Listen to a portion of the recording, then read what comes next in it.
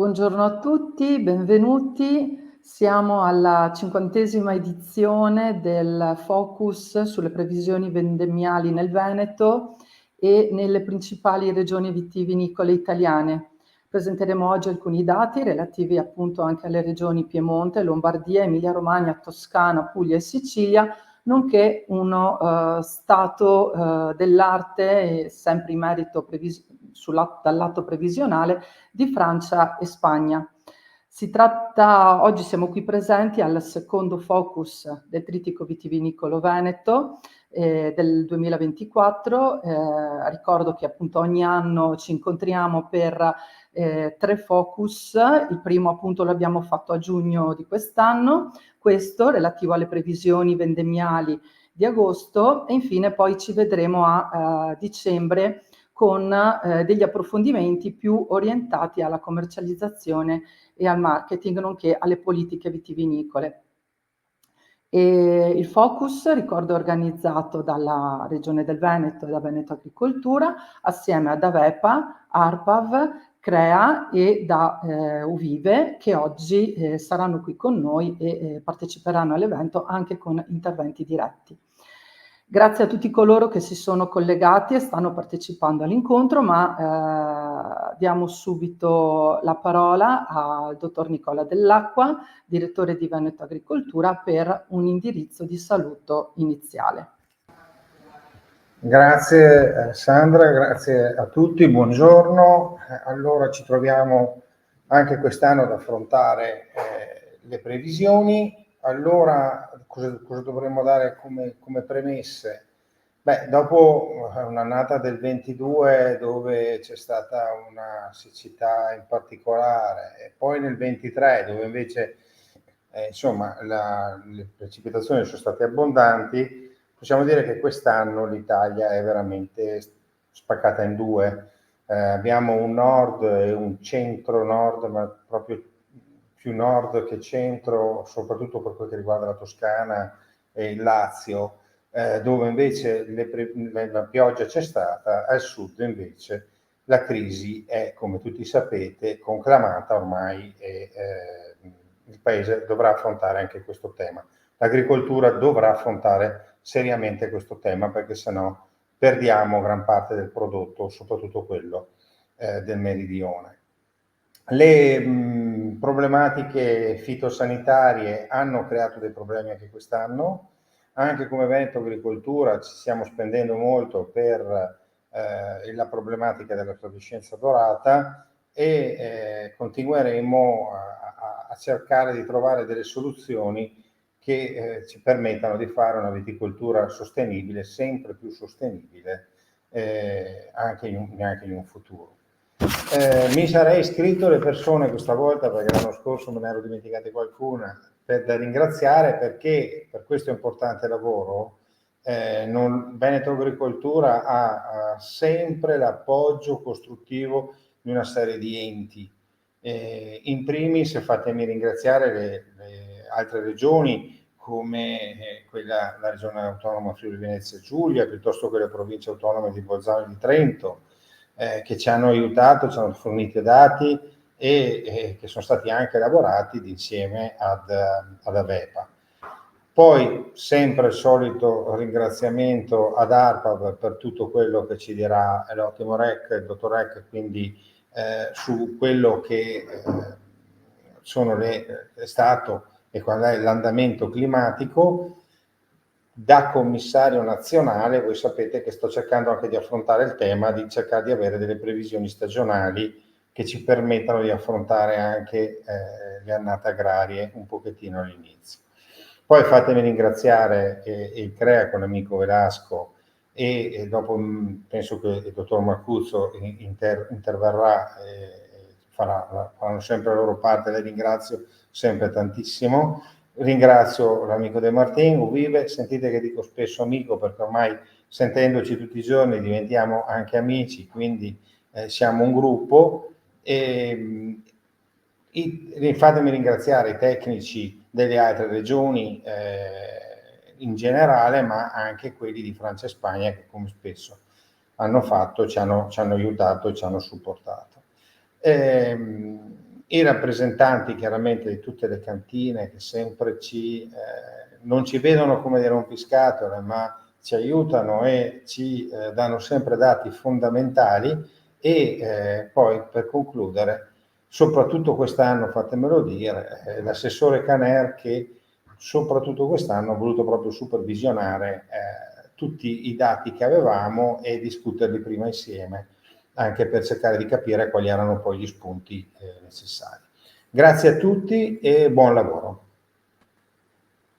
Grazie direttore.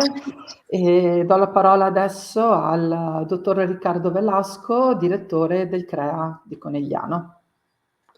Buongiorno a tutti, come sempre è un piacere per noi partecipare al Trittico, che ormai da anni è un momento topico anche per noi, sia per tirare le fila delle varie annate, sia per condividere con gli amici di Veneto Agricoltura e in generale tutte le regioni italiane quelle che è la situazione vendemmiale in questo momento, prevendemmiale e poi conclusiva verso novembre-dicembre.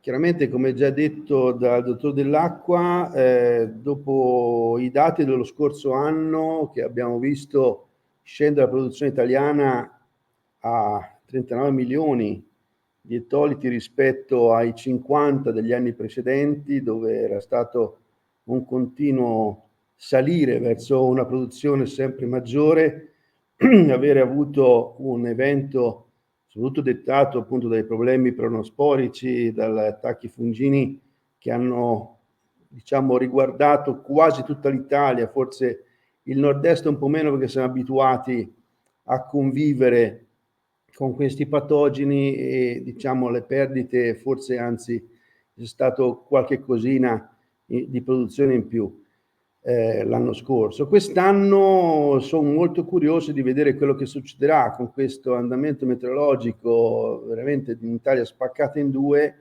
con un eccesso di acqua tutto sommato nel centro-nord o quantomeno nel nord Italia, con rischio relativo più all'eccesso di quantità d'acqua più che dal punto di vista degli attacchi fungini. Sono stati prevenuti abbastanza bene, la flavescenza è ancora un problema, ma comunque con l'ottimo monitoraggio che fa la Regione Veneto insieme a noi, insieme a Veneto Agricoltura, diciamo che dà quantomeno una grossa mano a contenere quanto più possibile. Purtroppo non ci sono altre soluzioni che non monitorare, stirpare e risolvere dal punto di vista preventivo la questione, mentre per quanto riguarda appunto gli attacchi fungini una buona prevenzione è ottima, ma comunque abbiamo strumenti per riuscire a contenerli. Il Sud Italia pagherà inevitabilmente forte siccità, come fu nel 22, con grosse perdite dove non è possibile irrigare perché la quantità d'acqua è stata veramente minimale e sarà un problema, lo sentiremo durante la giornata. Diciamo che per quanto riguarda aspetti quali quantitativi dovrebbe essere un'annata migliore dell'anno scorso. Vedremo poi appunto quelle che sono le vere e proprie previsioni, ma la mia sensazione è che sarà una situazione migliorata rispetto all'anno scorso. Tuttavia conosciamo bene le quantità di surplus che hanno le varie cantine, abbiamo un eccesso di vino un po' dappertutto, per cui chiaramente il mercato può creare qualche problema nei riconoscimenti, nei pagamenti delle uve, perché ovviamente quando le cantine sono piene, se non vengono svuotati i magazzini, diventa un problema anche un eccesso di produzione. Tutto sommato il calo di produzione l'anno scorso è stato tamponato abbondantemente dagli eccessi di presenze appunto nei magazzini. Tutto sommato, per quanto ci riguarda, certo, un'annata negativa non è mai bello sentirla, però ha compensato un po' gli eccessi che c'erano presenti negli anni precedenti. Quindi diciamo che quest'anno mi aspetto dei risultati migliori, mi aspetto una buona qualità, soprattutto nel centro Italia, dove è piovuto sì, ma non troppo. Il nord se la cava sempre bene, per cui io sono abbastanza positivo. Mi spiace molto ovviamente per quelle regioni del sud Italia dove non c'è stata l'opportunità di irrigua. Spero che pian piano si imparino certe lezioni a creare invasi, a creare, come giustamente il nostro commissario alla siccità ci insegna, a organizzarci e a prevenire. Prevenzione da tutti i punti di vista, sia dal punto di vista sanitario che dal punto di vista della gestione dell'acqua, del territorio, è sempre un ottimo modo per affrontare qualsiasi situazione. Rincorrere le ambulanze non è mai una cosa positiva e quindi prevenire imparando dalle lezioni precedenti. Ormai tecnologicamente siamo molto dotati dal punto di vista tecnologico, dal punto di vista delle previsioni, dal punto di vista delle strumentazioni, del meteo, della possibilità di utilizzare centraline molto ben distribuite in quasi tutta Italia, per cui tutto sommato abbiamo gli strumenti, usiamoli e diciamo che per il futuro io sono abbastanza ottimista. Pian piano, a forza di prendere botte a destra e a sinistra, si impara tante cose e sono abbastanza ottimista per quest'anno e sono molto curioso di sentire quello che i tecnici avranno da raccontarci durante la mattinata. E ancora una volta ringrazio il dottor Dell'Acqua, Veneto Agricoltura, che ci considera sempre tanto e a noi fa ovviamente piacere dare il nostro contributo. Saluti a tutti e buon lavoro. Grazie, grazie dottor Velasco, anche per questa già un po' panoramica e previsione, diciamo, generale a livello nazionale. Adesso dovrebbe esserci l'assessore Caner, che questa mattina è impegnato in giunta, che ci raggiungerà sicuramente durante la mattinata e quindi gli daremo la parola non appena si collegherà e sarà disponibile. Adesso passiamo, diciamo, alla parte più operativa dell'incontro, per cui andiamo a vedere cosa sta succedendo dal punto di vista appunto della vendemmia nelle principali regioni vitivinicole italiane, in Francia e in Spagna. Per questo do la parola al collega Renzo Rossetto, che ha seguito queste relazioni, questi incontri, queste relazioni con le diverse regioni e con appunto i tecnici di Francia e Spagna, che mano a mano vi presenterà gli interventi e darà la linea ai diversi collegamenti. Strutturiamo questo intervento in due parti, cioè lo dividiamo. Facciamo una prima parte dei primi quattro video sull'andamento appunto in altre regioni italiane. Questa parte poi sarà interrotta dai collegamenti con alcuni primi commenti dal dottor Piercaudio De Martin di Uvive e sempre dal dottor Velasco del CREA, che ci daranno un po' di prime considerazioni e a cui seguiranno poi gli altri quattro interventi, gli altri 4 video. Quindi lascio la parola al dottor Rossetto e con me ci vediamo alla fine di questo nucleo centrale di video e di interventi. Grazie.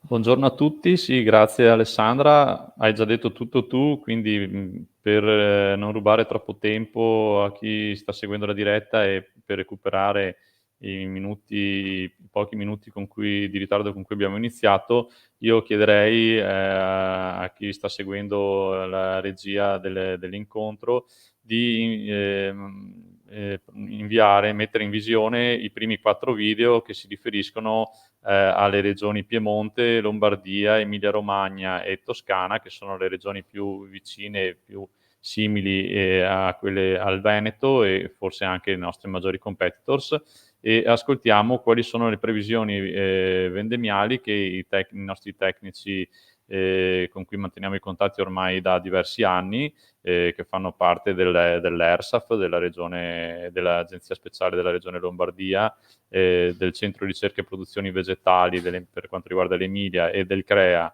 Viticoltura di Arezzo per quanto riguarda la Toscana e dell'Associazione Italiana Sommelier per il Piemonte, e che appunto da diversi anni sono nostri partner e ci inviano questi contributi video. Prego. Buongiorno a tutti, siamo in Piemonte in una zona particolare, la collina morenica di Rivoli alle porte di Torino, dove viene citato per la prima volta il Nebbiolo nel 1272. Partiamo dal Nebbiolo, in questa annata particolare, il 2024, che ha avuto un inizio un po' in tutte le zone decisamente anticipato per i caldi di marzo-aprile, ma poi c'è stato un grande rallentamento dovuto alle piogge continue e costanti che hanno creato una serie di problematiche, quindi un intervento importante per quello che è stata la gestione dei trattamenti, che si sono in qualche modo raddoppiate rispetto allo scorso anno, un anno caratterizzato da una carenza d'acqua importante. Le Langhe, il Nebbiolo in una fase di maturazione decisa, importante, grazie anche alle buone escursioni termiche che caratterizzano questo periodo. La vendemmia nell'areale Barolo-Barbaresco si prevede per metà fine settembre, quindi riportando in alcune zone addirittura la vendemmia i primi di ottobre come da tradizione. Anche la Barbera, siamo in una situazione importante di maturazione sia nelle Langhe ma anche nel Monferrato, dove proprio nella zona classica della Barbera, la zona di Nizza, che ha visto lo scorso anno una crisi idrica importantissima, quest'anno c'è stato il recupero. Anche qui attenzione da parte degli agricoltori, dei vignaioli, nella conduzione, nella gestione del vigneto per portare l'uva in una buona maturazione, una buona sanità attraverso dei trattamenti in qualche modo attuati tempestivamente proprio per affrontare la situazione che si era creata dovuta alle piogge. Nel Basso Piemonte, grande patria dei vitigni a bacca bianca, quindi il Cortese nella zona di Gavi e il Timorasso nella zona di Tortona, c'è una fase di buona, si procede bene nella maturazione delle uve, c'è una riduzione importante di quantità, soprattutto una criticità di quantità nelle coltivazioni e dove c'è la procedura biologica, quindi una riduzione, ma certamente dove si è attuato in maniera tempestiva e attenta nelle fasi di trattamento si ha una buona qualità delle uve, una buona escursione termica che ci auguriamo nel mese di settembre andrà a caratterizzare proprio una parte aromatica molto importante, quindi Gavi e Timorasso meno quantità ma una qualità buona.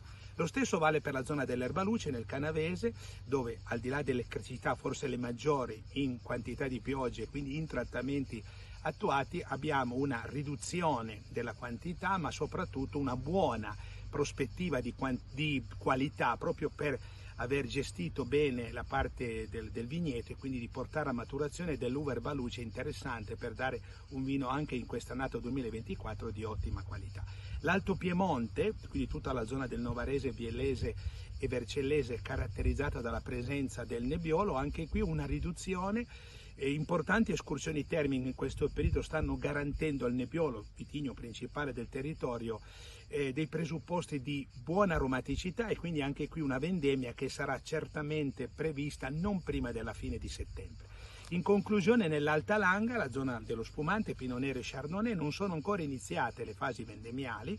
Si prevede nelle prime settimane di settembre nelle zone più basse per poi una vendemmia piuttosto lunga, quella dell'Alta Langa, ad arrivare a vendemmiare le parti più alte che sono tra i 600 e i 700 metri di altitudine verso la metà di settembre. Quindi direi che tutto sommato possiamo pensare a un'annata interessante, un'annata di qualità buona, ottima in alcune zone, che ha caratterizzato e ha premiato quei contadini, quei viticoltori che hanno saputo gestire in maniera tempestiva, attenta il proprio vigneto.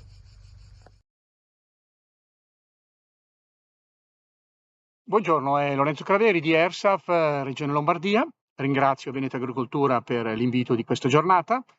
Faccio con voi il punto della situazione del vigneto lombardo. Mi trovo in Valtellina, nella zona del Sassella, una zona quindi di rossi, tipicamente rossi diciamo di corpo. Qua, che dirvi, qua le vendemmie sono ancora molto lontane, nel senso che avverranno tra un mese e mezzo. La caratteristica principale dell'annata è stata quella degli attacchi fungini che sostanzialmente sono avvenuti ovunque, diciamo in Lombardia, e hanno avuto diciamo degli effetti diversi a seconda della possibilità di intervenire in maniera tempestiva e dell'efficacia poi dei trattamenti. Sicuramente una situazione più intricata, più difficile, si ha nella zona dei bianchi e dei rossi, diciamo, dell'Oltrepò Pavese. Lì in realtà la peronospora si è fatta sentire in maniera forse più significativa rispetto agli altri areali lombardi e lì si temono delle perdite anche superiori al 30% sui rossi, in particolare lì abbiamo la croatina, e attorno al 30% anche per i bianchi. Qui, diciamo, in Oltrepò Pavese le vendemmie sono già iniziate, con appunto risultati per ora, come vi dicevo, non particolarmente esaltanti, tutt'altro, e proseguiranno sicuramente per ancora alcune settimane. Poi, con il proseguo del mese di settembre, inizieranno anche le raccolte dei rossi. Una situazione un pochino migliore in Franciacorta, bianchi mossi, e in Lugana bianchi fermi, dove le stime parlano di un 5% circa di rese inferiore rispetto alla precedente annata in Franciacorta e attorno al 5-10% nella zona del Lugana. Quindi complessivamente, diciamo, sicuramente l'annata non sarà ricordata per dei risultati produttivi particolarmente elevati e anche sulla qualità, la presenza di questi attacchi diffusi di peronospora e direi ultimamente, o che altro nel mese tra la fine di giugno e il mese di luglio, anche di oidio, sicuramente non influenzano in maniera positiva la produzione 2024. Altre tematiche, siccome a volte mi si chiede anche di dar qualche indicazione su tematiche emergenti, sicuramente tutti i tecnici che io ho interpellato, quindi diciamo Fondazione Foianini qui in Valtellina e i consorzi di difesa per le altre realtà lombarde, mi hanno segnalato la recrudescenza negli ultimi anni e anche nel 2024 del mal dell'esca. Quindi sicuramente questa è una preoccupazione già presente, ma che sarà probabilmente più sentita anche nei prossimi anni. Altre particolari indicazioni io non ne ho, sono sempre evidentemente a disposizione per eventuali chiarimenti adesso e anche in futuro. Ringrazio e ci vediamo l'anno prossimo. Buongiorno a tutti e grazie per l'invito a questo annuale appuntamento sulle previsioni vendemmiali. Anche in Emilia-Romagna l'anno in corso sta mostrando le conseguenze del cambiamento climatico, manifestandosi con un'aumentata frequenza degli eventi estremi. Infatti, osservando nel dettaglio l'andamento meteoclimatico dell'annata 2024 attraverso i dati prodotti e pubblicati da ARPE della regione Emilia-Romagna, emerge come le temperature dei mesi invernali e di inizio primavera, gennaio, febbraio, marzo, siano risultate complessivamente superiori alla media climatica del 1991-2020. L'inverno meteorologico da dicembre 2023 a marzo 2024 è risultato il più caldo dal 1961, con una temperatura media di 6,6 gradi rispetto alla norma climatica che è stata registrata ed è intorno ai 3,9 gradi, quindi con oltre 2,5 gradi in più rispetto al periodo degli ultimi 50 anni. Peraltro, se si esclude un breve periodo tra fine aprile e metà maggio, nel quale le temperature sono ritornate ad essere nella media grazie a degli abbassamenti severi, successivamente, in particolare da metà luglio fino alla prima decade di agosto, le temperature sia minime che massime sono state costantemente sopra la media stagionale, con forti ondate di calore e irraggiamento termico molto elevato, che ovviamente hanno determinato ripercussioni sulla fisiologia della vita, quali blocchi transitori della fotosintesi, scottature, disidratazione degli acidi, fenomeni accentuati in particolare nelle zone collinari. Per quanto riguarda le precipitazioni, l'anno in corso fino ad ora ha mostrato una pluviometria consistente In particolare da segnalare la seconda settimana di gennaio, la settimana a cavallo tra febbraio e marzo e il periodo dal 20 al 25 giugno nelle quali si sono verificati forti precipitazioni. Questi eventi hanno colpito con maggiore intensità la parte centro-occidentale della regione, portando ad un cumulo medio prossimo ai valori massimi storici di precipitazione regionale. Al 20 di agosto, pensate, 660 mm millimetri di pioggia caduti, che è un valore superiore alla norma degli ultimi 30 anni a questa data. La situazione di precipitazione tuttavia non è stata omogenea su tutta la regione e questo sta comunque portando a scarsità idriche, in particolare nella Bassa Romagna. Se si escludono gli ultimi episodi di pioggia avvenuti qualche giorno fa, la Romagna ha avuto minori precipitazioni nel corso dell'annata.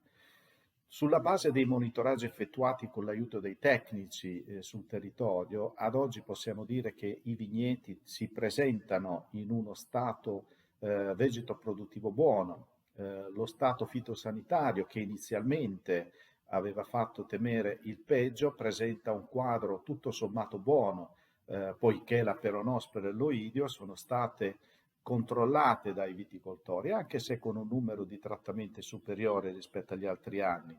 Si evidenzia tuttavia una recrudescenza di mal dell'esca, un po' meno di flavescenza dorata, mentre non si rilevano particolari attacchi di botrite, tignola e cocciniglia.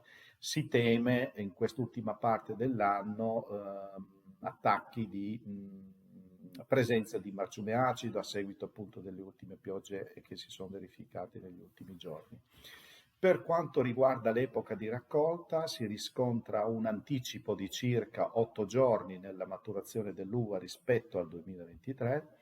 La vendemmia delle uve per le basi spumante è iniziata già dall'8 agosto nelle grosse cantine, mentre la raccolta delle uve tipiche, Sangiovese, Trebbiano, Lambruschi, inizierà nella prima settimana di settembre, confermando anche in questo caso un anticipo di circa 5-8 giorni rispetto allo scorso anno. Per quanto riguarda le previsioni quantitative, nel versante emiliano ad oggi si stima un aumento del 5-10% del livello produttivo dei Lambruschi, Salamino, Sorbara e Grasparossa in particolare, rispetto allo scorso anno, e si registra un deciso aumento del livello produttivo dell'Ancellotta di circa il 15-20%. In Romagna si stima un aumento del 5% del Sangiovese, dell'8-10% del Trebbiano rispetto allo scorso anno. La qualità dell'uva attualmente risulta buona, non eccelsa ma buona.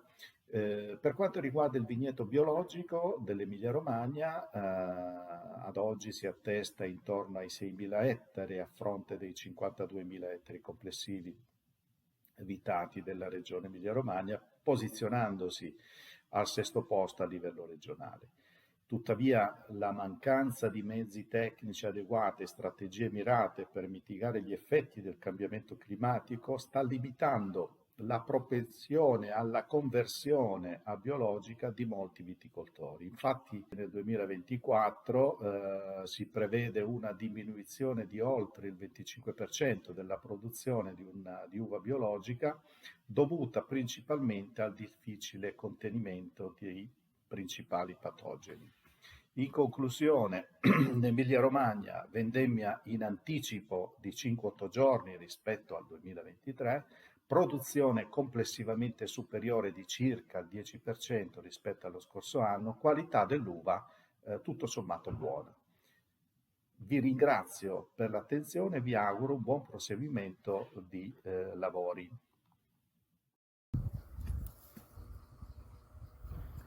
Buongiorno dalla Toscana. Il 2024 è un'annata particolare per l'andamento climatico.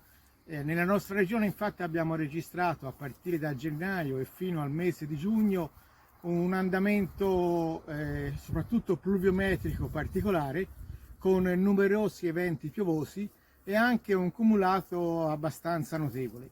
E questo ha generato chiaramente alcuni problemi dal punto di vista fitosanitario per attacchi anche abbastanza precoci di peronospora in particolare.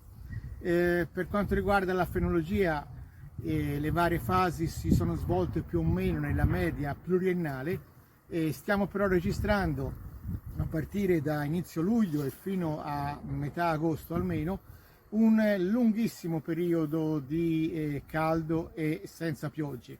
In effetti è un'ondata anomala di caldo che si è protratta soprattutto per tantissimi giorni, con temperature massime che hanno superato spesso i 36-37 gradi di temperatura. Quindi un andamento che, come dire, ha visto due facce: una prima parte della stagione piovosa e abbastanza fresca, una seconda parte invece calda, in cui le viti in alcune zone, soprattutto nei suoli più sabbiosi, più sciolti, hanno iniziato anche a soffrire a partire dai primi giorni di agosto.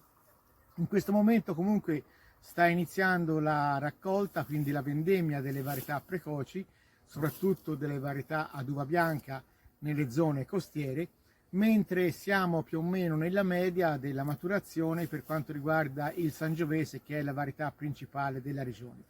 Per il Sangiovese si prevede un inizio di vendemmia intorno al 10 settembre sulle zone costiere e intorno al 15-20 settembre nelle aree più interne.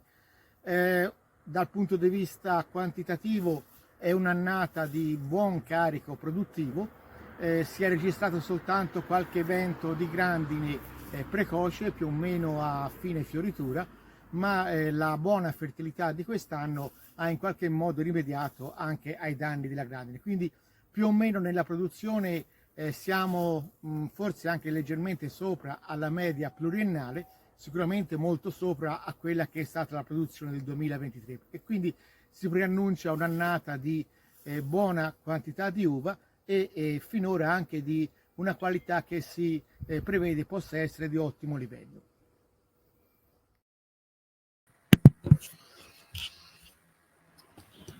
Buongiorno a tutti, eccoci qui, abbiamo ascoltato i primi 4 video delle regioni più vicine al Veneto, situazioni diversificate, per lo più indicazioni negative, ma anche qualche aspetto positivo. Io direi di fare un primo commento a caldo di questi interventi al dottor Velasco, che ha ascoltato sicuramente con noi i video. Dottor Velasco, a lei la parola, qualche minuto, poi manderemo i successivi video. Sì, direi che quello che è stato commentato dai colleghi è fortemente esaustivo, hanno dato i dettagli regione per regione. Del nord è abbastanza palese, abbiamo avuto prima un periodo di piogge veramente esagerato, con caldo afoso e molto intenso, soprattutto nei mesi di luglio e agosto. Chiaramente questo potrebbe portare a aspetti qualitativi che richiederanno la giusta attenzione in cantina, ma sono abbastanza ottimista dal punto di vista della capacità dei nostri enologi e delle cantine italiane di saper gestire abbondantemente questo genere di problema. Chiaramente dove la siccità ha dato problemi eccessivi, alcune zone della Toscana e poi verso il sud Italia, la problematica non è risolvibile. Mi aspetto una buona qualità dal punto di vista, insomma, diciamo della vecchia tradizione per cui i nostri nonni ci insegnavano che la vite, soprattutto verso la fase finale, deve un po' soffrire.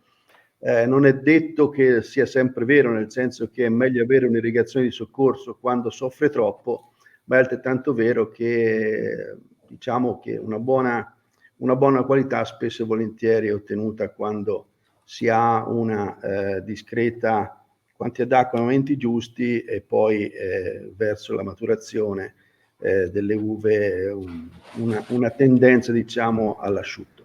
Quindi diciamo che io rimango ottimista sulla qualità, Sulla quantità non mi aspetto un recupero pieno dei classici 50 milioni di ettolitri, mi aspetto un incremento sicuramente rispetto all'anno scorso, visto che quest'anno, soprattutto centro-sud, la peronospora è stato un problema iniziale, ma poi abbastanza contenuto dopo, soprattutto poi ovviamente dovuto al secco nel centro-sud, per cui diciamo che non voglio stare qui a fare stime numeriche, ma sicuramente avremo una via di mezzo tra quello che è la produzione, diciamo, che si era arrivati negli anni d'oro, negli ultimi 4-5 anni, e quella che invece è stata da debacle della perdita del 20% dello scorso anno. Grazie dottor Velasco.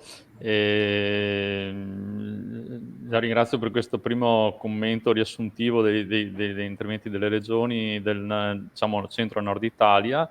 In effetti quello che sembra emergere è proprio questo, che comunque al di là dei problemi quantitativi la qualità sembra aver tenuto.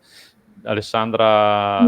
Volevo solamente aggiungere che abbiamo appena ricevuto la comunicazione che l'assessore Caner probabilmente non riesce a collegarsi. Saluta tutti e porta ovviamente i suoi saluti. Ci dispiace anche perché comunque l'assessorato è molto vicino a tutti noi che lavoriamo nel settore e è sempre molto, diciamo, sul pezzo e anche c'è molto vicino per quanto riguarda le rilevazioni, gli studi, le analisi, le ricerche. Quindi appunto porto i suoi saluti, vediamo se magari ora della fine di questa mattinata riesce a fare, ma da come ci dicono probabilmente non riuscirà a collegarsi. Quindi noi andiamo avanti con gli altri video, quindi ci allarghiamo, ci allontaniamo un po' dalla nostra regione e vediamo cosa succede nelle altre regioni italiane e non solo. Perfetto, quindi possiamo dire alla regia che può inviare mettere in onda i video delle regioni Puglia e Sicilia con gli interventi di Gianvito Masi del CREA e di Antonio Sparaccio dell'Istituto regionale del vino e dell'olio della Sicilia, e a seguire ci sarà Fabio Piccoli, che è direttore responsabile di Wine Meridian, che è una rivista specializzata del settore, che ci farà il quadro della situazione della Francia, e lo storico giornalista e collaboratore delle previsioni vendemmiali Jorge Jaramillo, che ci presenterà la situazione presente in Spagna. Vai regia, prego mettere in onda i video. Buongiorno a tutti, ci troviamo in Agro di Gioia del Colle su un vigneto di Primitivo innestato quest'anno. Quest'anno ci sono state 2 o 3 gelate tardive nei mesi di marzo e aprile e sporadiche grandinate da maggio sino ad oggi, che comunque non hanno comportato danni di rilievo. Le temperature mediamente sono del 10% superiori alle ordinarie e nelle province di Taranto e Foggia a volte si sono superati anche i 40 gradi. Da giugno ad oggi le temperature minime raramente sono scese al di sotto dei 20 gradi. Per quanto riguarda le precipitazioni, mediamente sono caduti 250 mm di pioggia, nei primi 3 mesi 165 mm in 18 giorni di precipitazioni e da aprile sino ad oggi purtroppo solo circa 80 mm in 20 giorni di precipitazioni. Lo stato vegetativo delle piante è praticamente ottimale nei vigneti serviti da impianto irriguo. In quelli in asciutto dipende da cosa l'agricoltore ha fatto. Se c'è stato abbastanza dietro, facendo arature un po' più frequenti, utilizzando caolino, facendo irrigazioni di soccorso, utilizzando biostimolanti, le cose stanno abbastanza bene. Diversamente ci possono essere diminuzioni di produzione anche intorno al 20-30%. Lo stato sanitario e quello qualitativo è ottimale. Per quanto riguarda le vendemmie, gli Chardonnay sono stati iniziati a vendemmiare già da fine luglio e anche i Pinot sono stati già tutti vendemmiati. Attualmente sono prossimi alla vendemmia il Primitivo, il Minutolo, Susumaniello Il discorso cambia a seconda delle altitudini e delle latitudini. Nelle zone più calde, cioè in Salento e nel Foggiano, ha raggiunto il primitivo già 20-21 gradi Babo. Al contrario, nelle zone un po' più in altura, tipo il comprensorio del Gioia del Colle d'Oc e del Castel del Monte, ha raggiunto 19-20 gradi Brix. I Sangiovesi sono intorno ai 18-19 gradi Babo, i Trebbiani si inizieranno a vendemmiare a settembre, i primi di settembre. Relativamente alle aperture delle cantine, il 19 si apriranno già le cantine nel Tarantino, nel Salento e nel Foggiano. Per quanto riguarda le varietà, come ho detto prima, quelle precoci avevano un anticipo di 10-14 giorni, le medio tardive, diciamo più le tardive, hanno un ritardo, un anticipo un po' più limitato, intorno ai 7 o 10 giorni. Parlo dei Lambruschi, del Nero di Troia, del Bombino Nero e dell'Aglianico. Per quanto riguarda invece il discorso della conduzione in biologico, la situazione a livello sanitario, quantitativo e qualitativo è più o meno come come i vigneti condotti in integrato. Quest'anno c'è stato un aumento della conduzione delle superfici in bio del 12% e queste superfici hanno superato i 19.000 ettari. Vi ringrazio per l'attenzione e buona vendemmia. Buongiorno a tutti e grazie per l'invito. Per quanto riguarda la Sicilia, l'andamento climatico si è caratterizzato per un inverno con una scarsa piovosità, a cui poi è seguita anche una primavera fresca con quasi totale assenza di eventi piovosi. I mesi di giugno, luglio e anche l'inizio di agosto sono stati anche abbastanza molto caldi, con punte anche con giornate afose e con temperature anche a volte superiori ai 37 gradi. Negli ultimi 4-5 mesi non abbiamo avuto eventi piovosi, se non qualche isolato caso, ma poco significativo, e di conseguenza sia la primavera che anche l'estate, diciamo che è stata praticamente asciutta. Questo decremento delle precipitazioni da settembre 2023 a giugno 2024 in alcune areali è stato anche superiore al 35 al 40% rispetto alla media trentennale. Ciò ha favorito uno stato sanitario delle uve ottimale. Difatti anche il numero degli interventi fitosanitari che sono stati effettuati è stato notevolmente ridotto rispetto alle altre annate. I grappoli sono in genere di dimensioni ridotte rispetto alla media, anche gli acini sono molto più piccoli, con un ottimo rapporto tra buccia e polpa, quindi da questo punto di vista le uve hanno un'ottima qualità, se non con punte anche di eccellenza, sia per le varietà bianche e anche per le varietà rosse. Anche la stessa resa uva in vino è abbastanza è più bassa rispetto ai valori medi che si sono avuti negli altre annate. Per effetto proprio di questa siccità la vendemmia anche in genere, anche per una minore fertilità delle piante, è iniziata verso la seconda decade di luglio con le varietà precoci. È in pieno svolgimento nella giornata in cui stiamo registrando questo video e sta continuando con tutte le altre varietà. Nella Sicilia occidentale la vendemmia che è iniziata già nella seconda decade di luglio. E abbiamo registrato dei decrementi produttivi generalizzati per tutte le varietà con valori inferiori anche alle ultime medie quinquennali, valori anche del 30-35% inferiori, però ancora la vendemmia è in pieno svolgimento. Molte aziende già alcuni mostri hanno finito le fermentazioni e sono già pronti dei vini che evidenziano delle buone qualità. Quanto abbiamo descritto si può estendere anche alla viticoltura biologica siciliana, quindi un basso numero di interventi fitosanitari, qualità delle uve eccezionali e la Sicilia con i suoi 37.000 ettari circa di viticoltura biologica rappresenta circa il 27,8% della superficie d'uva biologica nazionale, con un 24% di produzione di vino, mentre a livello regionale la superficie biologica incide per circa il 38%. Per la zona etnea, solo per fare un piccolo accenno, l'inizio della vendemmia si prevede per gli inizi di settembre, con uve che ad oggi sono di ottimissima qualità. Grazie a tutti.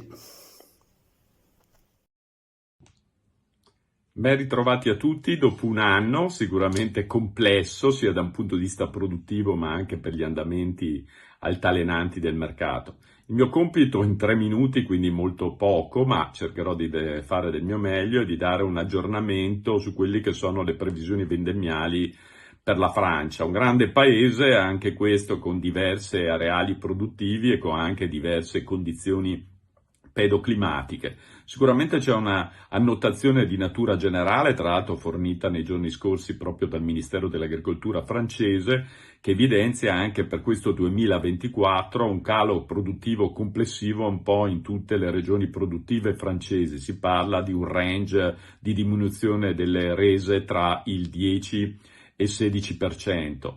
È chiaro che il territorio, la regione più monitorata e più sotto, diciamo, gli occhi e l'osservatorio un po' di tutto il mondo è Bordeaux in particolare, dove si presentano già fin da subito dei cali abbastanza evidenti, dettati da 2 principali ragioni.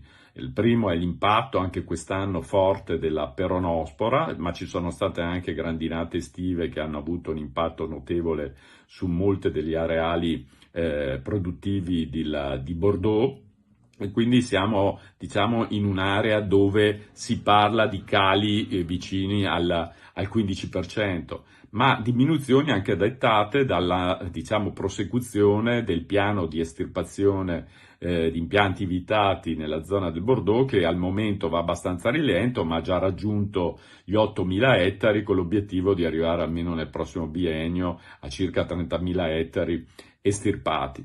Le problematiche, diciamo, fitopatologiche, in particolare la peronospora, ha quasi, diciamo, un andamento ubiquitario ormai in Francia, lasciando indenni poche aree, tipo per esempio la Provenza o il Luberon, dove anche qui comunque parliamo di cali di circa il 10-12%, dettati in particolare da quelle che sono state le gelate primaverili e anche da alcuni fenomeni grandinigeni. Cali anche nella nota zona dello Champagne, in particolare dettati dalle gelate primaverili, da grandinate e da un impatto un po' più leggero rispetto a altri areali dettati dalla peronospora.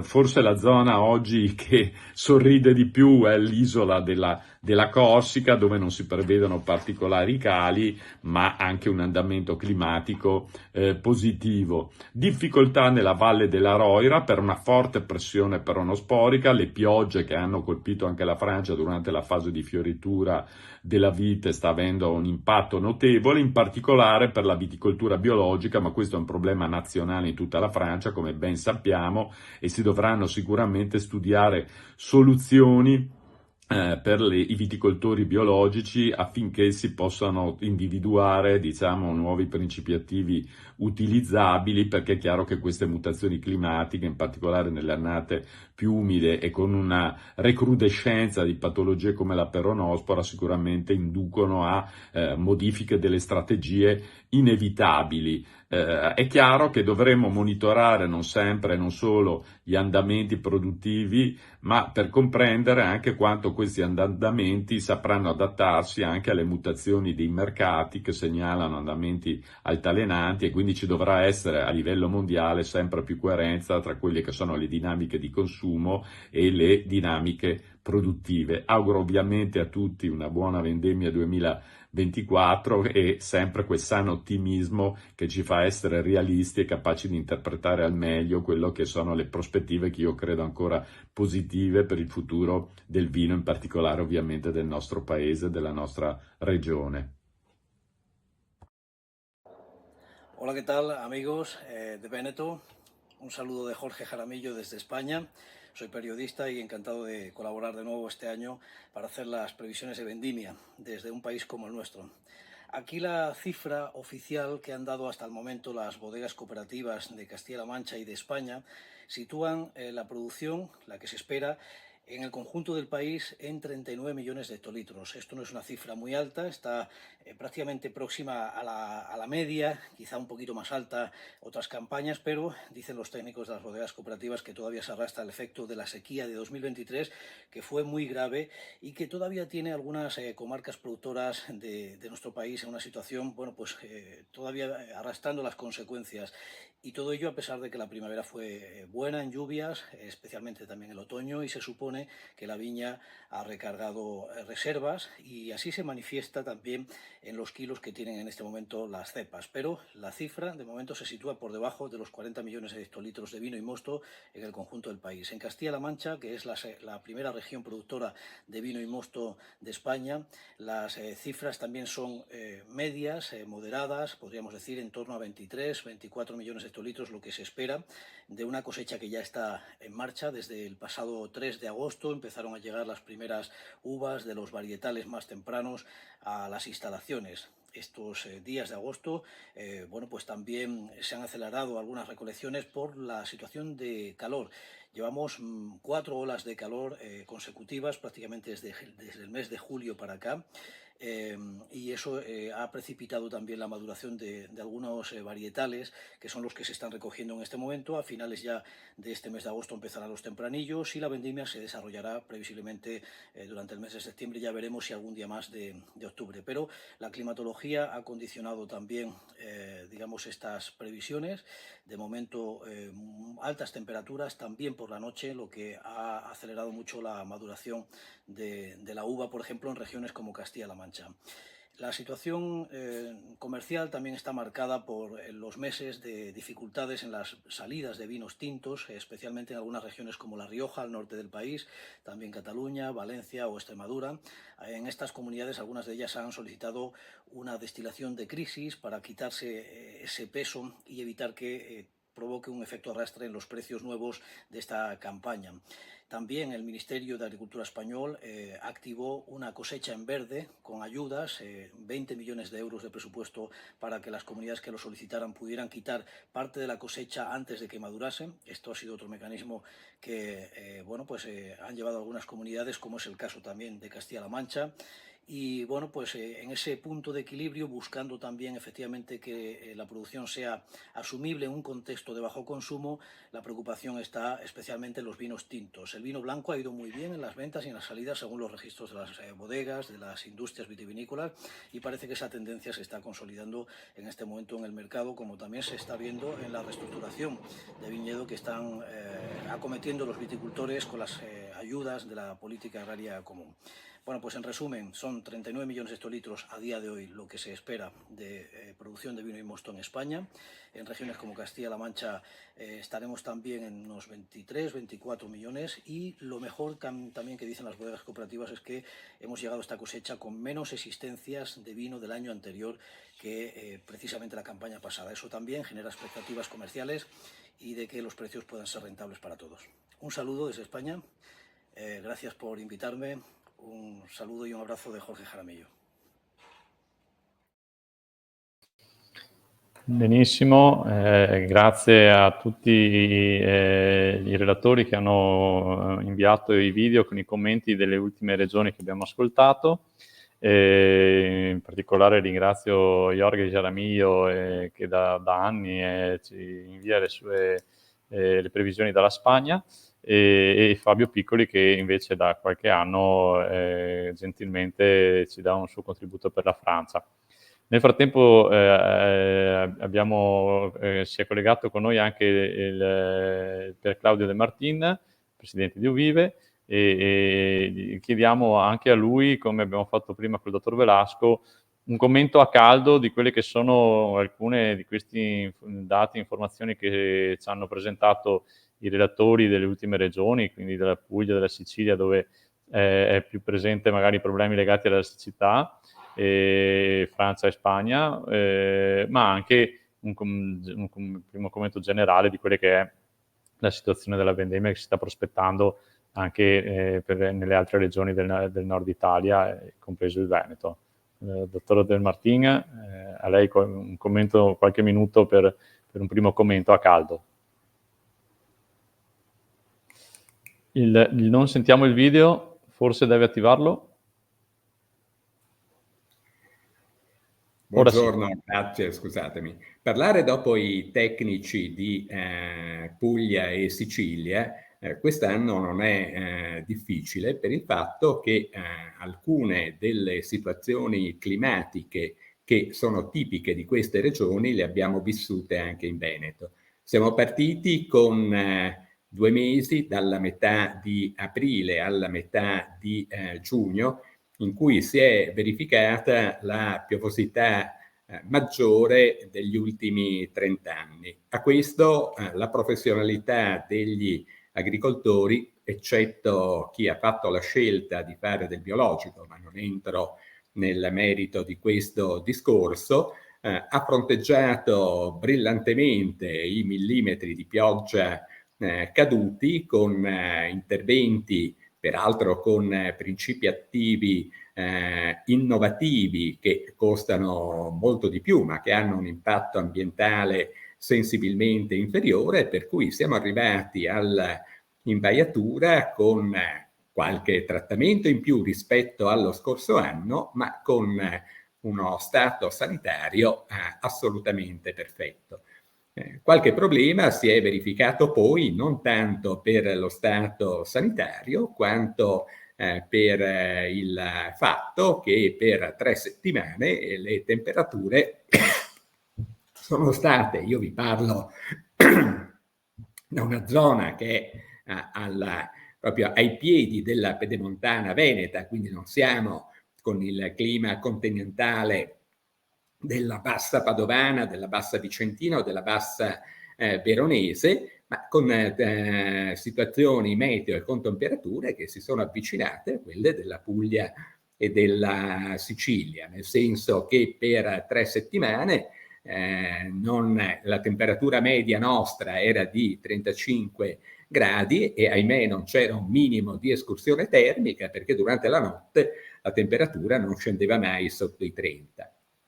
Se riusciamo a fronteggiare la mancanza di pioggia con sistemi di irrigazione innovativi, ali gocciolante sotterranee, eccetera, che hanno come obiettivo anche quello di razionalizzare gli interventi di irrigazione e consumare meno acqua possibile, poco possiamo fare in realtà contro situazioni di temperatura che naturalmente non riusciamo a controllare. Qui effettivamente entra in gioco e credo sia fondamentale l'innovazione e la ricerca, cioè i progetti che sono stati già ad esempio messi in piedi tra il Consorzio del Prosecco da una parte, Veneto Agricoltura e le università dall'altra, per individuare cloni e portainnesti che siano adatti a queste diverse condizioni climatiche che da qui in avanti necessariamente ci troveremo a dover affrontare.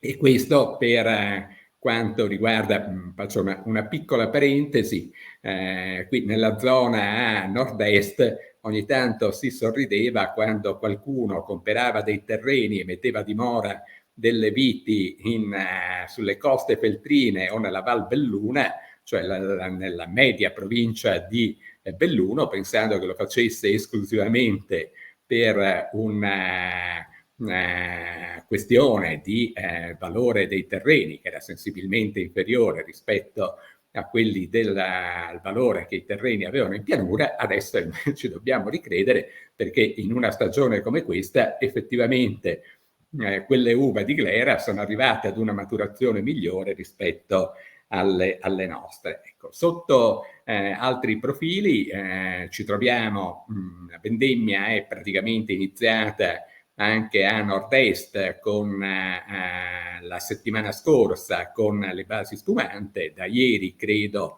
con tutte le varietà precoci, Pino Nero, Pino Bianco e Pino Grigio.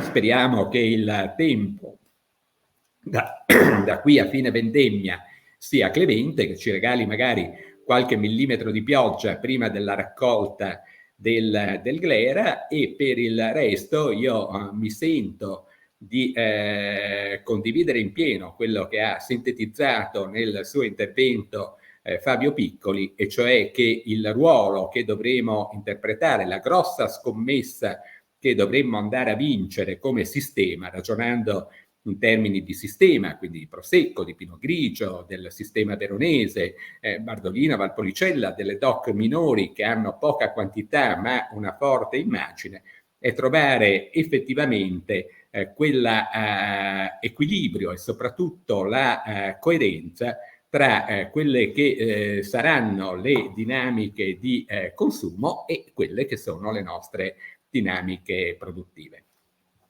La ringrazio, dottor De Martin, per il suo intervento, questo commento che ha riguardato anche, ha introdotto un po' quella che è la situazione che ci riguarda più da vicino, quindi quella del nord-est. Quindi adesso iniziamo l'ultima parte di questo incontro. Si dovrebbe ricollegare anche la mia collega Alessandra Liviero, che andrà a presentare gli ultimi due interventi che porteranno appunto più l'attenzione e il dettaglio sulla regione Veneto e il nord-est. A te, Alessandra. Grazie Renzo. Allora, adesso entriamo un po' di più sull'andamento meteorologico con il dottor Francesco Rech dell'ARPAV, Unità Organizzativa Meteorologia e Climatologia di Teolo, e abbiamo visto quest'anno appunto l'andamento climatico non proprio favorevole, ma non lo è più da un po' di anni, quindi lasciamo la parola al dottor Rech per un approfondimento proprio su questo tema. Prego. Buongiorno a tutti, un saluto dall'ARPA Veneto, dal centro meteorologico di Teolo. Adesso provo a vedere se riesco a far partire la presentazione. C'è sempre, eccola qui, grazie alla regia. Quindi un saluto a tutti. Procediamo a vedere un attimino cosa è successo in questa annata. Ci eravamo già visti a giugno, per cui focalizzo un po' sulla seconda parte. La slide che vedete sono le temperature medie giornaliere della stazione di Conegliano, che uso tipicamente come esempio. Sono raffrontate alla climatologia del trentennio 91-2020, del trentennio precedente. Avevamo già visto, diciamo, aprile caratterizzato da una prima parte estremamente calda, con temperature sopra la media, proseguendo il trend dell'inverno. Poi tra il 16 e il 27 c'è un crollo termico.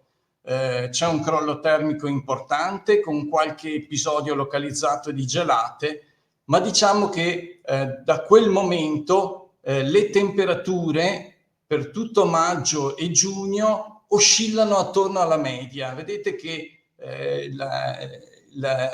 questa spezzata, diciamo, dell'andamento di quest'anno rimane all'interno di quella fascia grigia. Vuol dire che siamo nel normale ambito di variabilità dei valori attorno alla media. La sensazione mia era di freddo in questo periodo, perché non siamo più abituati che la temperatura oscilli attorno alla media, però le temperature, appunto, con un maggio estremamente piovoso e un giugno abbastanza piovoso, oscillano attorno alla media frequentemente.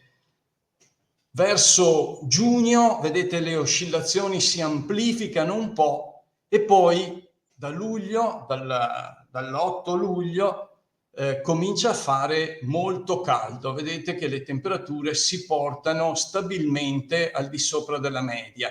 Vi segnalo da questo grafico, i valori sottoriportati sono riferiti alle decadi. Vedete che le temperature, qui a Conegliano, le temperature medie della seconda decade di luglio sono addirittura di 4,3 gradi superiori alla media trentennale, e lo stesso succede per la seconda decade di agosto, con temperature di 3,5 gradi superiori alla media, per cui abbiamo una fase in luglio-agosto di temperature stabilmente al di sopra della media. Se analizziamo sempre sulla stazione di Conegliano i valori giornalieri sempre delle massime e delle minime, anche qui vediamo che dall'8 luglio al 25 agosto, questa analisi è stata fatta in questo periodo abbiamo 49 giorni, 46 di questi 49 giorni hanno temperature massime superiori ai 30 gradi e temperature minime anche maggiori di 20 gradi. Vedete in questa fase che le temperature, sia le massime che le minime, si toccano in alcuni casi quelle rette che vi ho messo di 30 rossa e di 20 gradi per le minime blu, le toccano ma non scendono mai molto al di sotto. Il 18-19 agosto, vedete, c'è quel calo soprattutto delle massime. Quella sarebbe quella che nei proverbi è la pioggia di agosto che rinfresca il bosco. Vedete, c'è una brusca discesa, c'è un passaggio di una perturbazione lì, ma notate la rapidità. Intanto il fatto che le minime scendono praticamente di nulla, ma notate il fatto che le massime si riportano molto rapidamente sui valori superiori alla norma e su valori anche superiori ai 30 gradi. Vedete come abbastanza stabilmente siamo su valori superiori alla norma, parecchio superiori alla norma, e questo vale quasi più per le minime che per le massime. Ecco, una cosa molto strana di quest'anno è che, per carità, non abbiamo valori estremi né nelle massime né nelle minime, a dire la verità, ma abbiamo una persistenza di valori al di sopra dei 30 gradi per le massime e al di sopra dei 20 gradi per le minime. Notate il grafico sotto, forse un po' di difficile lettura, mostra il superamento delle minime nel numero di giorni in cui vengono superate i 20 gradi di minima. Vuol dire notti estremamente calde, vuol dire che è caldo di giorno per forza di cose, ma la notte le temperature non si abbassano. Notate che il 2024, con quei 47 giorni, qui siamo a Legnaro in pianura, rappresenta un massimo assoluto, un valore eccezionale, mentre nel fronte delle massime l'annata è sicuramente calda, ma abbiamo avuto dei casi peggiori, sia per intensità che per frequenza. Per cui un aspetto molto particolare di quest'anno è legato proprio a questo andamento delle minime, questa situazione di alta pressione, di stabilità delle temperature per un paio di mesi sostanzialmente ha fatto sì che le minime non scendano mai al di sotto dei 20 gradi e questo crea una situazione di stress, almeno nelle persone. Non so esattamente cosa succede alle viti, ma le persone risentono molto perché non c'è pausa nel subire l'azione del calore. Sul fronte delle precipitazioni, io analizzo come al solito l'annata idrologica da ottobre 2023 al 25 agosto 2024. La carta che vedete in alto rappresenta le differenze rispetto alla media, mentre la tabellina dà una sintesi un po' per la regione, per i bacini idrologici. Vedete che in questo anno idrologico, che ormai è giunto quasi al termine perché manca settembre, in quest'anno idrologico sono caduti 1400 millimetri contro una media di 1000 millimetri, per cui abbiamo un surplus, come vedete dalla mappa, che varia dai 100-200 ai 500 millimetri caduti in più rispetto alla media, per cui con una piccola eccezione del Polesine centro-meridionale che è sostanzialmente in media, ma è stato un anno piovoso.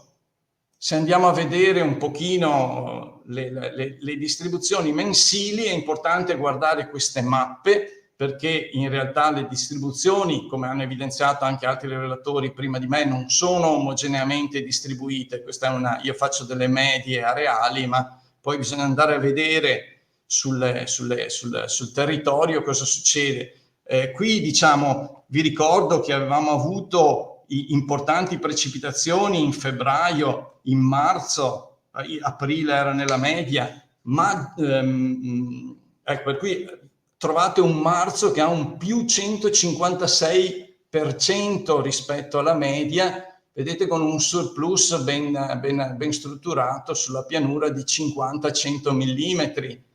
Aprile c'è un lieve deficit, non è molto importante, mancano 10-40 mm all'appello. Maggio più 134% rispetto alla media. Maggio è risultato il maggio più piovoso degli ultimi 30 anni, vedete, con apporti di 100-150 mm maggiori rispetto alla media.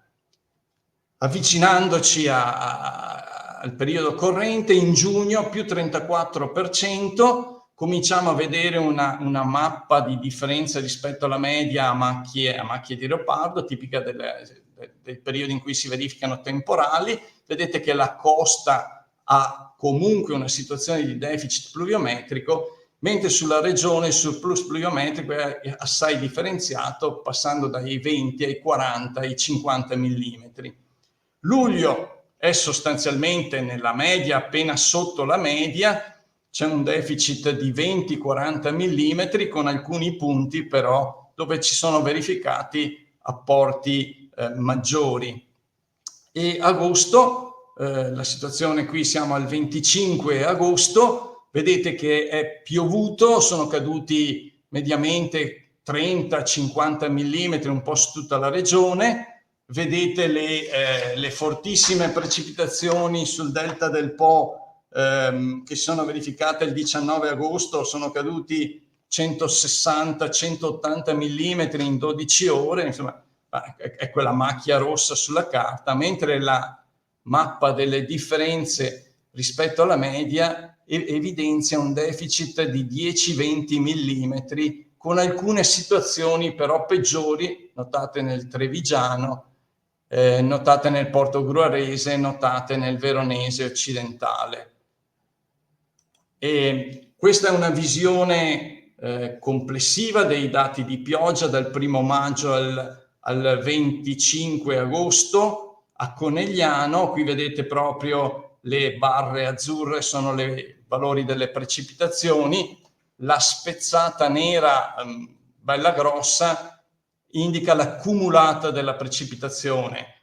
Vedete che a Conegliano abbiamo 637 mm di cumulata in questo periodo, contro una media di 386 mm, per cui precipitazioni sensibilmente maggiori rispetto alla media, però notate che abbiamo, soprattutto diciamo in agosto, delle fasi di carenza di precipitazioni. In particolar modo abbiamo 16 giorni dal 1 al 17 agosto in cui è piovuto estremamente poco, per cui diciamo che beneficiamo di un forte accumulo di apporti pluviometrici nell'anno, anche nei mesi di maggio e giugno. Poi nelle ultime fasi possono esserci localmente dei problemi di campo.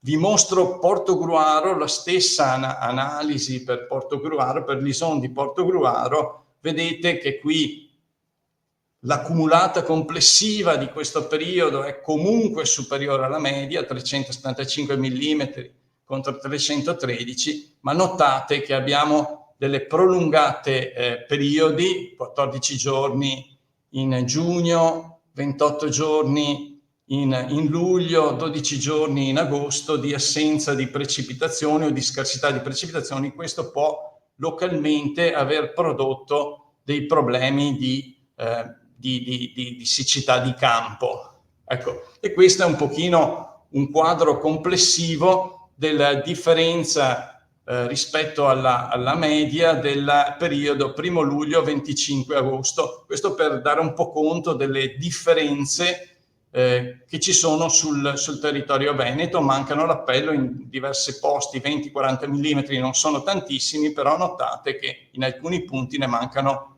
50-80, come nel portogruarese o nel veronese, per cui una situazione abbastanza differenziata. In presenza tenete conto di elevatissime temperature, persistentemente elevate.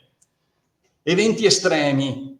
Ecco, rispetto all'anno scorso la situazione è sostanzialmente diversa. Non abbiamo avuto quelle grandinate nell'arco di pochi mesi, del mese mi pareva di luglio, grandinate estremamente diffuse. Non è il caso di quest'anno.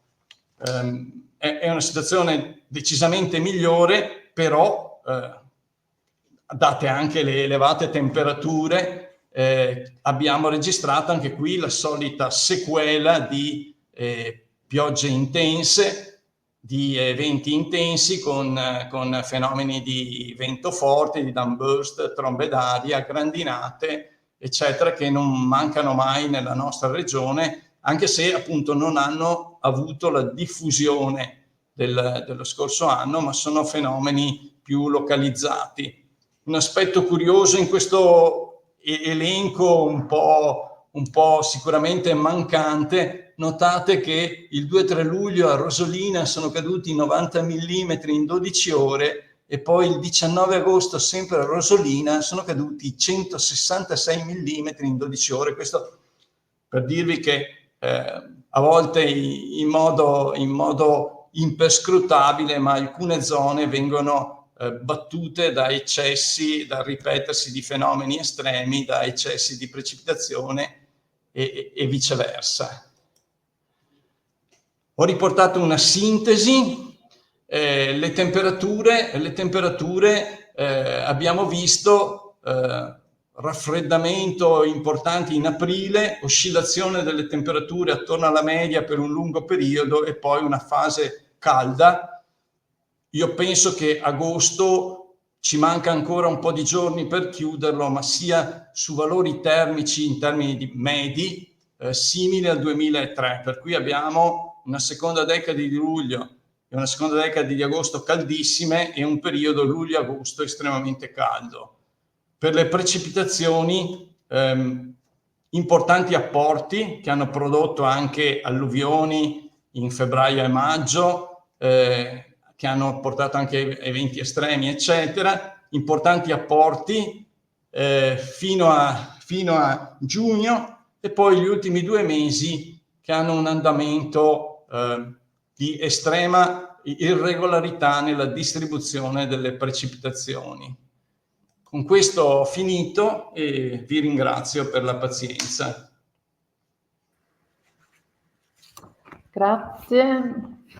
Grazie a Francesco per questo bel panorama sulla situazione meteorologica del Veneto, e adesso chiudiamo parlando proprio delle previsioni vendemmiali in Veneto.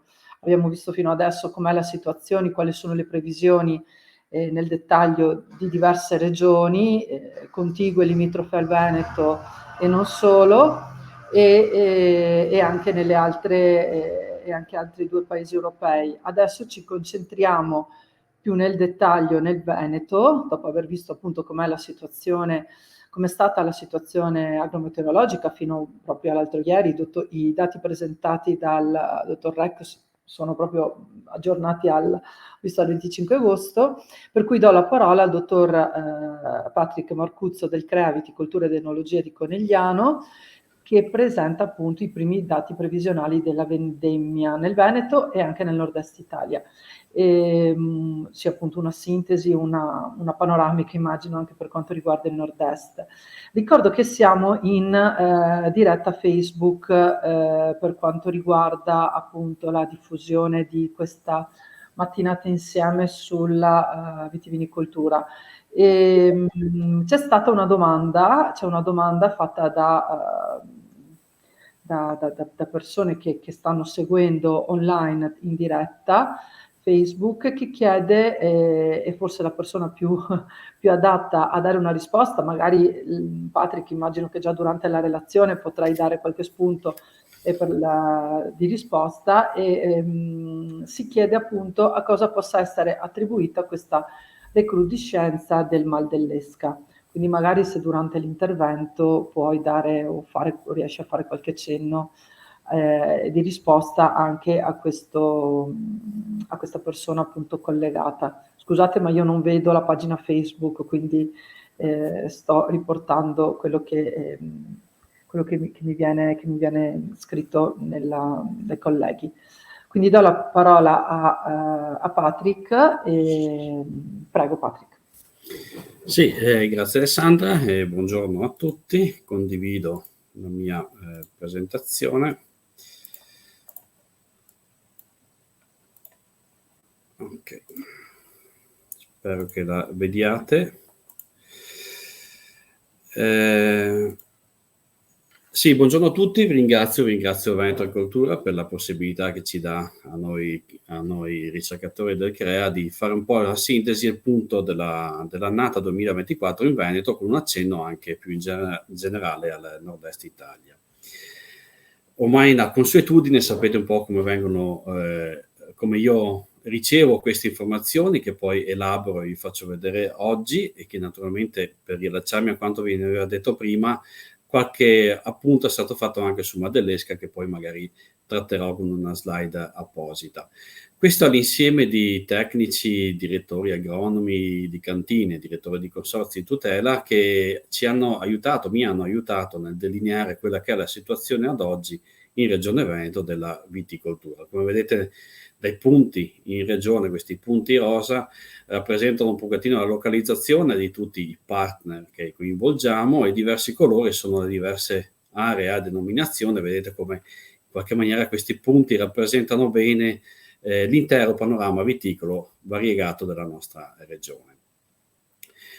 Come ottengo queste informazioni? Sottopongo un questionario. Questo questionario mi viene poi dato, elaborato, e io poi compilato, scusate, e poi viene elaborato da me, e vi faccio vedere un po' oggi i risultati di questa elaborazione. Prima un po' di addentrarmi in quella che è la presentazione, mi piace un pochettino ricordare quali sono anche le principali cause che influenzano la produzione di uva, visto che di rese oggi stiamo parlando, oltre che di qualità, oltre che l'andamento in generale vegeto produttivo, ma ci sono delle motivazioni oggettive che rendono difficile fare una previsione di resa produttiva, perché naturalmente sono dei motivi fisiologici che li vediamo qui elencati, come la percentuale di germogliamento, la fertilità del gemme, la percentuale di gagione, il peso dell'acino, che di anno in anno sono variabili in funzione di quelle che sono quelle caratteristiche climatiche in particolare, addirittura alcune, come nel caso della fertilità del gemme, che riguardano l'annata scorsa, che ben abbiamo sentito prima da dottor Reck, che variano di anno in anno e naturalmente hanno anche un riflesso un po' su quella che è poi la fisiologia della pianta. Se a queste aggiungiamo anche quelle che sono le diversità biotiche e abiotiche dell'annata, capite che il quadro si complica ulteriormente, quindi arrivare un po' a una definizione di una previsione di resa è abbastanza difficile. Se a questo, come non bastasse, aggiungiamo anche le scelte imprenditoriali, come ad esempio nuovi impianti e stirpi, o addirittura, come abbiamo sentito prima nel caso della Francia, nuove politiche, in particolare per l'area del Bordeaux, dove si tende a ridurre la superficie abitata in funzione per calmierare i mercati e quindi mantenere un certo livello di prezzo, capite che arrivare a una definizione di resa è abbastanza difficile, ma ci tentiamo, e oggi faccio un pochettino vedere un po' il sunto di quello che ci hanno detto i nostri tecnici e agronomi. La prima domanda che ho chiesto è stata un po' quali sono le conseguenze di queste alte temperature di agosto. Abbiamo sentito prima il dottor Reck quanti giorni abbiamo avuto oltre i 30 gradi, in particolare quelle temperature minime oltre i 20 gradi, che sono state, se non ricordo male, il numero di 47 giorni da luglio, diciamo, ad oggi, quindi veramente temperature molto molto alte. Ad oggi riscontriamo problemi soprattutto nei giovani pianti, ci ricordano, situazioni in cui abbiamo vigneti maggiormente produttivi che però non sono irrigati, la conseguenza di questa alta temperatura è un po' una scalarità di maturazione e di problemi di scottatura, in particolare per la varietà corvina, che sappiamo essere particolarmente sensibile a questa problematica. E inoltre, in particolare in questa ultima settimana, un'accelerazione del processo di maturazione, ma poi con una slide apposita farò un dettaglio su questo punto. Abbiamo anche chiesto un po' quali sono quelle strategie, l'abbiamo prima sentito un po' da Piercarlo Del Martin, che comunque le aziende non stanno a guardare, le aziende un po' cercano di adattarsi a questo nuovo scenario climatico e lo fanno magari cercando di, con due strategie, diciamo a breve e a lungo termine. Le strategie a breve termine con una gestione della potatura verde un po' diversa da quello che si faceva nel passato, magari con delle sfogliature che sono sempre più precoci e anticipate, che hanno la funzione un po' di esporre un po' prima quel grappolo alla radiazione luminosa e quindi preparare quel grappolo a una sintesi di più polifenoli che vi permettono poi di proteggersi nell'arco poi nel proseguo della stagione. Una pulizia del grappolo che è intesa oggi attualmente soprattutto, a differenza del passato, come una capacità di privilegiare la pulizia del grappolo piuttosto che la sintesi di nuovi polifenoli. Poi anche rivedendo un po' le cimature, magari piuttosto che bilaterali, qualcuno sta iniziando a fare cimature monolaterali o magari molto ridotte. L'utilizzo del caolino, questa polvere di roccia bianca, è sempre più diffuso, l'abbiamo prima sentito anche da Gianni Masi, mio collega del CREA di Turi, come in realtà in Puglia già si faccia uso di questa polvere di roccia bianca che ha la funzione di riflettere una parte della frazione luminosa e in particolare naturalmente quella che va a colpire i grappoli, con il risultato di una diminuzione di temperatura di 2 a 6 gradi centigradi, a seconda un po' dell'esposizione e della quantità che viene utilizzata, proprio per evitare quei fenomeni e questi eccessi di temperatura che in qualche maniera stanno caratterizzando queste ultime annate. Quindi in realtà il viticoltore non sta a guardare questo meteo mutevole, cerca in qualche maniera di arrivare a mettere in atto degli accorgimenti che gli permettono poi di oltrepassare, di aiutarlo nella gestione ottimale del vigneto. Abbiamo poi anche delle situazioni a lungo termine, magari pensando a un cambio di strategia varietale o magari a una riduzione della densità di impianto che permette un pochino di disperdere parte di quell'energia termica e quindi di aiutarci un po' nella gestione del vigneto.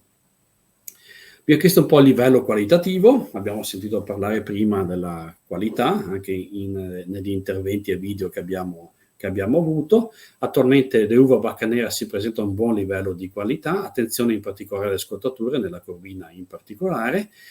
Nell'uva bianca buoni contenuti acidi nonostante le temperature, abbiamo quindi una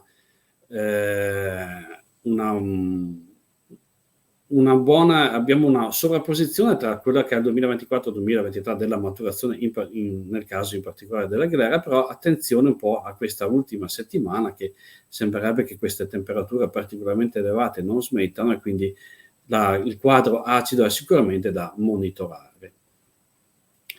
Parliamo un po' ora di come è andata la stagione, l'abbiamo sentito un po' anche prima, la peronospora è stata sicuramente l'ha fatta un pochettino da padrone quest'anno, soprattutto a seguito di quelle piovosità di maggio particolarmente intense. Vedete come nel 2024 l'asse verticale rappresenta la percentuale degli intervistati, tutto sommato che ha seguito la lotta integrata ha avuto delle perdite abbastanza contenute, 60% intervistati con delle perdite intorno al 0,5%. Siamo in linea con quella che è la situazione del 2023 che vedete qui in alto a destra. Naturalmente se passiamo però purtroppo, e come l'abbiamo sentito anche prima nel caso ad esempio del Piemonte con il dottor Carosso prima, nella situazione del biologico, in questo caso le percentuali di perdita sono un po' diverse, addirittura si arriva vicino al 60% degli intervistati che lamenta perdite del 15-20%, con punte addirittura intorno al 50%. Una situazione abbastanza sovrapponibile a quella del 2023 che, se ci ricordiamo, è stata caratterizzata comunque da un maggio particolarmente piovoso. Sappiamo come il mese di maggio sia veramente fondamentale nella gestione di questa fisiopatia viticola, di questa ampelopatia. Abbiamo chiesto un po' qualcosa relativamente al mal dell'esca, alla fluorescenza e alla botrite. Abbiamo visto questa recrudescenza del mal dell'esca, anche la domanda ricevuta in Facebook era particolarmente attinente. L'80% dei intervistati ricordano come quest'anno abbiamo avuto una manifestazione superiore del mal dell'esca rispetto alla passata stagione. Una cosa simile è avvenuta anche in Lombardia, il dottor Craveri e il dottor Nigro, anche per la situazione dell'Emilia Romagna.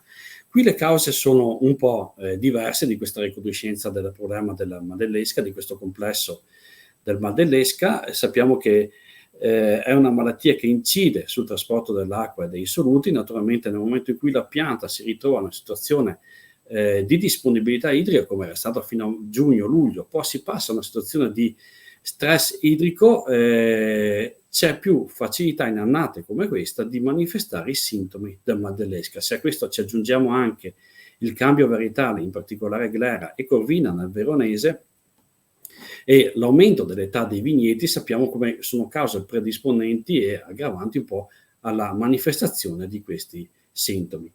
Notizie un po' migliori ci arrivano dalla fluorescenza dorata, che è un po' per l'80% degli intervistati. Quest'anno abbiamo una manifestazione inferiore rispetto alle passate stagioni, anche se qui mi permetto un po' sempre di ribadire, io non sono un esperto di fluorescenza dorata, ma ripeto un po' quello che i miei colleghi e altri docenti universitari ci ricordano: c'è ancora la presenza di importanti focolai che vanno gestiti, e questa non è sicuramente una guerra vinta, forse nemmeno una battaglia, e vanno perseguite tutte quelle attenzioni che anche la Regione Veneto ha, in particolare il servizio fitosanitario, nel contenere lo sviluppo, l'esplosione di questo fitoplasma che non pochi problemi sta causando e ha causato al vigneto veneto. Buona notizia anche da parte della botrite, anche se siamo un po' ancora forse un po' prematura.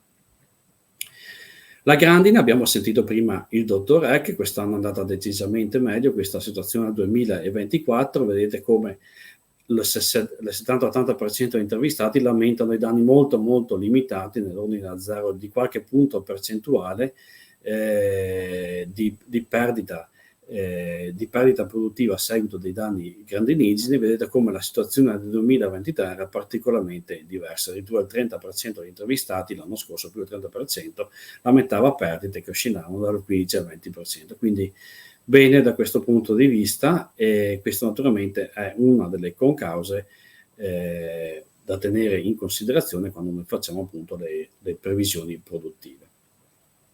Adesso faccio un po' il punto della situazione, dividendo per le 4 denominazioni più importanti, almeno dal punto di vista numerico, che abbiamo in Veneto. La prima è questa DOC, che in realtà è interregionale, la DOC delle Venezie, il Pinot Grigio. Qui ho fatto una tabellina con la quale un po' elenco quelle che sono le misure per il governo delle produzioni, le ho chiamate così. Quindi quest'anno la DOC ha una resa massima di 140 contro i 130 l'anno scorso, uno stoccaggio amministrativo di 20 contro i 30, per un totale quindi di 160 quintali ettaro. Il Pinot Grigio, la maggior parte dei vigneti riuscirà ad arrivare alle rese del disciplinare, forse c'è una leggera diminuzione rispetto al 2023 nella zona del Trevigiano e del Veronese, in particolare per i vigneti non irrigati. Le cause sono dovute a una minore percentuale di allegagione, quindi quelle piovosità di maggio che hanno interessato il periodo di fioritura, quindi quella passaggio da fiore a frutto. In questo caso questa minore percentuale di allegagione si riversa una minore resa, che è in parte anche colmata dalle minori eventi grandinigeni di quest'annata, però si prevede, almeno stando alle indicazioni che arrivate dai tecnici, una produzione leggermente più bassa rispetto alla passata stagione. Anche qui la glera, queste sono le misure di governo della produzione. Vedete che c'è una certa stabilità nella resa, prodotto a glera certificabile per la DOC, che poi il consorzio con i numeri più elevati, siamo a 150 quintali ettaro, con uno stoccaggio amministrativo di 30 quintali ettaro. Nella misura dell'atteggiamento è stata invece una riduzione di circa 2.000 ettari, siamo passati dai 5.800 del 2023 a 3.900 del 2024. Gli ettari attingibili del 5.800 erano particolarmente elevati perché c'erano molte situazioni di eventi grandinizzi nel territorio veneto e anche nel territorio friulano. Sappiamo come anch'essa sia una DOC interregionale, quindi se le rese l'anno scorso per la DOC Prosecco erano intorno ai 165 quintali ettaro, forse ci si attende qualche quintale in più rivendicabili, anche se nel complesso la produzione totale di Glerata DOC Prosecco dovrebbe rimanere in linea con il 2023.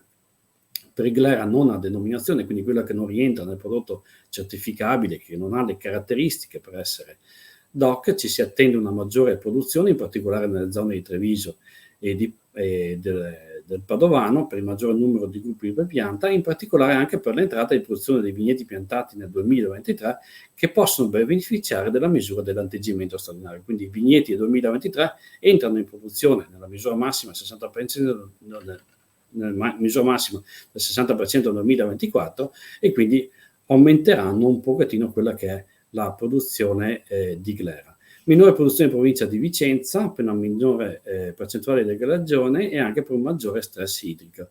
Attenzione poi a quelle fallanze dovute al mal dell'esca e anche negli anni scorsi alla fluorescenza dorata. Passiamo un po' alla DOC Valpolicella, nel caso della Corvina. Anche qui la resa massima è in linea col 2024, quindi la maggior parte dei vigneti non avrà problemi a raggiungere la resa massima consentita dei 110 quintali ettaro, tranne che magari in alcune situazioni, in particolare nei vigneti di collina dove non è possibile irrigare, oppure nei vigneti fortemente colpiti da peronospora. Attenzione, come ho già detto prima, un po' ai problemi delle scottature e un po' più difficile anche qua. Ho messo un segno leggermente negativo perché c'è un'esplosione, anche in questo caso di mal dell'esca, che in qualche maniera potrebbe andare a ridurre ulteriormente le rese produttive per questo areale viticolo. Garganega, anche in questo caso siamo a una resa massima di 135 quintali ettaro che nella maggior parte dei vigneti non doveva esserci problemi a essere raggiunta. Rispetto all'anno scorso abbiamo una minore fertilità, una minore percentuale di allegagione.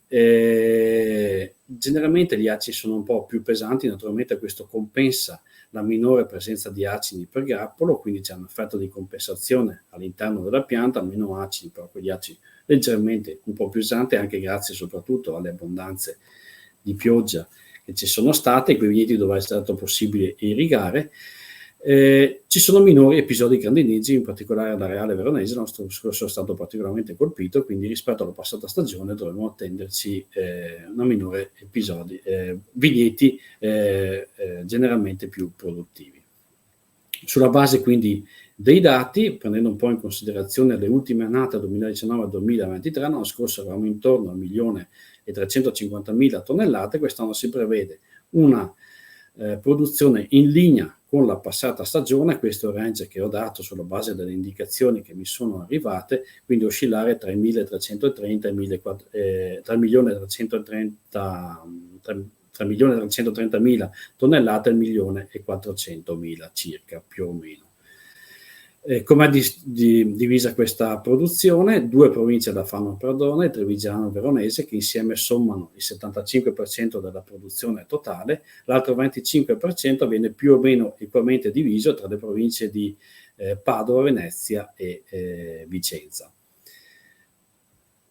Ora, se passiamo un po' ai dati provinciali, questo grazie soprattutto anche al contributo di Avepa, che ci manda un resoconto dettagliato della situazione anche in funzione dei dati precisi che hanno di stirpi e rimpianti, sommando quindi le indicazioni di Avepa a quello dei tecnici. Per Padova e per Venezia si stimano delle produzioni abbastanza in linea con il 2023, forse di 1 o 2 punti percentuali per i motivi che abbiamo detto prima, per l'aumento previsto per la glera, magari non all'interno della denominazione, però di contro e anche per la mancata eventi grandinizzi che hanno caratterizzato l'anno scorso queste due province, che quest'anno invece non sono avvenuti. Verona e Treviso sono le due province maggiormente produttive. Per Verona si prevede una stabilità di produzione intorno ai 400.000 tonnellate più o meno, sia Garganiga che Corvina, che fanno un po' da padrone in questa provincia, insieme naturalmente al Pinot Grigio, si prevede una stabilità di produzione, qualcosa in più per la provincia di Treviso per i motivi detti prima, in particolare per l'entrata in produzione dei vigneti di Glera piantati nel 2023, che dovrebbero compensare il calo produttivo del Pinot Grigio. Per Vicenza un po' in linea, forse leggermente a ribasso rispetto alla passata stagione, per i problemi legati un po' alle varietà precoci che sono un po' meno produttivi in questo areale per le situazioni dei vigneti di alta collina dove non è possibile irrigare. Qua abbiamo avuto anche i report dalle province autonome di Bolzano e di Trento. Per Bolzano abbiamo un dato preciso, si stima una produzione leggermente a ribasso rispetto alla passata stagione, in particolare dovuta alle gelate tardive che hanno colpito le varietà a germogliamento precoce in quest'area. Per la provincia autonoma di Trento non c'è un numero, ma anche in questo caso, come per Bolzano, si prevede una leggera diminuzione delle produzioni, in particolare per le cultivar, dovuta in particolare alle cultivar precoci e alla loro più bassa fertilità rispetto alla passata stagione. Il Friuli Venezia Giulia, anche in questo caso non ci hanno dato un dato preciso di previsione, ma sulla base del report che ci hanno dato si prevede una stabilità rispetto alla passata stagione, quindi una produzione in linea con il 2023, e in parte dovuta ai minori episodi grandinigeni che hanno caratterizzato il 2023 e anche in parte ai nuovi impianti dovuti alla sostituzione degli impianti colpiti dalla fluorescenza dorata nelle passate stagioni, che entreranno poi in produzione da quest'anno. Qualcosa ora sulla qualità, sulle date di raccolta. Il Pinot Grigio siamo partiti la settimana scorsa nella zona veronese, nel Vicentino e anche in parte del Padovano. Questa settimana qua sicuramente sarà la settimana culmine per questa varietà nella parte del Trevigiano, poi subito dopo l'altra varietà precoce, lo Chardonnay, e poi a seguire avremo la Glera. Naturalmente ho messo 10 settembre, ma sarà bene da monitorare il quadro acido di questa cultivar, perché queste alte temperature, in particolare le minime che abbiamo sentito prima, che non naturalmente contribuiscono ai fenomeni respirativi e in particolare quelli a carico dell'acido malico, potrebbero anticipare di qualche giorno la raccolta. A seguire poi Merlot, Corvina e infine l'ultima decada di settembre per la Garganiga. Questa è la situazione che abbiamo delle 8 varietà più importanti coltivate in provincia, sia autoctone che internazionali. Questa è la situazione al 2023, quindi raffronto al 2024. Vedete come sono le 8 varietà che noi coltiviamo, in realtà 8 tutte le varietà iscritte al Registro Nazionale Varietà di Vite da Vino, quindi oltre qualche centinaio di varietà di vite da vino, che nel nostro campo catalogo che abbiamo a Susegana presso il nostro centro. Vedete come l'anno scorso avevamo una situazione di 11 gradi Babbo al 17 agosto contro 14,3 di acidità titolabile. Quest'anno siamo a venerdì la settimana scorsa con 14,7 gradi Babbo contro 9,3 di acidità titolabile, quindi siamo circa 3 gradi Babbo in più, anche se abbiamo una settimana in più. Il campionamento è stato fatto una settimana dopo, però siamo sicuramente in anticipo rispetto alla passata stagione di circa, a seconda delle varietà, almeno 5-6 giorni più o meno. Questa è la situazione invece del Glera, del DOC Prosecco. Sono dati elaborati attraverso una collaborazione che abbiamo con il consorzio DOC Prosecco all'interno del progetto Zoosore. Ho espresso i dati in realtà per giorni dopo l'invaiatura, quindi non ho preso il calendario gregoriano, ma ho messo come 0 il giorno di invaiatura. Vedete che in realtà tra il 2023 in arancione e il 2024 in azzurrino abbiamo una certa sovrapposizione nelle cinetiche di maturazione. Questi sono gli accumuli zuccherini e questi sono i cali nell'acidità titolabile. Questo indica che siamo abbastanza in linea come qualità, come equilibrio zuccheri acidi rispetto alla passata stagione, pur essendoci un anticipo di 3-4 giorni per questa cultivar rispetto alla passata stagione. E da monitorare sempre con attenzione il quadro acido. In 2 parole, chiudo un pochettino, abbiamo un anticipo di 3-5 giorni rispetto al 2023 per le cultivar precoci, forse qualcosa in più per le cultivar medie o tardive, abbiamo le cinetiche di maturazione simili a quelle della passata stagione, almeno per la varietà del Glera. La resa produttiva ci si allinea sulle produzioni della scorsa annata, forse di qualche punto percentuale in rialzo. I motivi dei maggiori rialzi sono dovuti soprattutto ai minori eventi grandiligini di quest'anno rispetto alla passata stagione e in parte un motivo forse più prettamente politico, di indirizzo, all'entrata di produzione dei vigneti del 2023, degli acini mediamente un pochettino più grandi. Le cause che invece hanno un pochettino causato il decremento delle produzioni, sicuramente la peronospora, in particolare nelle aziende che seguono il metodo biologico, le fallanze dovute al mal dell'esca e alla fluorescenza e una minore percentuale di allegagione dovuta a quella piovosità di maggio che ha sicuramente limitato appunto la percentuale di allegagione. Sulla qualità, come ho detto prima, siamo in linea, almeno per quanto riguarda la glera. In generale sulla sanità molto bene, in particolare per le cultivar precoci che sappiamo essere come il Pinot Grigio, il grappolo compatto e particolarmente sensibile a botryte e marciume. Sicuramente questo periodo di asciutto fa ben sperare sulla qualità delle uve in generale, quindi permettendo un po' ai nostri enologi e agronomi di decidere il momento della raccolta non tanto in funzione della sanità delle uve, ma quanto del perfetto grado di maturazione per l'obiettivo enologico prefissato. Questa è la mia ultima slide. Auguro a tutti una buona vendemmia. Grazie Robert. Renzo, non ti sentiamo. Dicevo grazie anch'io a Patrick Martuzzo, molto preciso e puntuale per le varie varietà più importanti perlomeno e le province del Veneto. Abbiamo praticamente concluso l'incontro, perfetto orario, mancano 4 minuti a mezzogiorno. Prima di un ultimo intervento di chiusura di Alessandra, io ringrazio di nuovo tutti i relatori che sono intervenuti in diretta, il dottor Rec dell'ARPAV e il dottor Marcuzzo del CREA, gli interventi di Pierclaudio De Martin, presidente di Uvive, e di Riccardo Velasco, direttore del CREA Viticoltura e Enologia di Conegliano, che sono 2 partner storici di questo incontro. Avepa non ha partecipato direttamente, ma ha fornito un contributo fondamentale con i dati che sono stati raccolti dai loro tecnici durante le scorse settimane in tutte le province. Ringrazio anche le regioni, la regione Friuli Venezia Giulia, ERSA in particolare, le province autonome di Trento e Bolzano che hanno dato il loro contributo con le stime previsionali, e tutti i relatori, non li cito tutti, che hanno inviato il loro video che abbiamo avuto modo di apprezzare con le stime per le altre regioni italiane, Francia e Spagna. Alessandra, a te l'onore della chiusura.